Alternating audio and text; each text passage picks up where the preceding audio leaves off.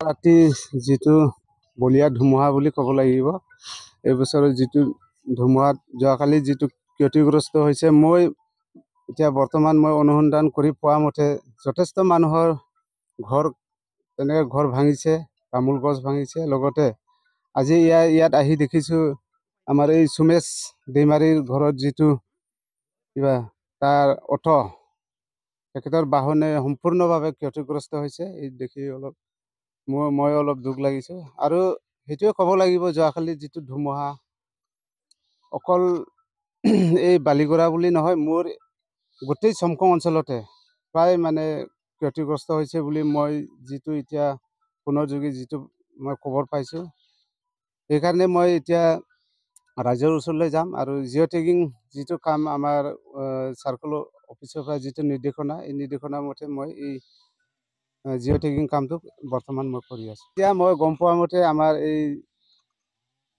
প্ৰায় 6খনমান গাঁৱত মই গম পাইছোঁ, যেনে আমাৰ বালিগৰা 1 নং, 2 নং, 3 নং, 4 নং, লকলুং, বেজগুৰি আৰু তেনেকৈ আমাৰ চমকং ডাম্বুক আৰু প্ৰায় আংশিকভাৱে প্ৰায় অঞ্চলতে হৈছে বুলি খবৰ পোৱা গৈছে। তেনেকৈ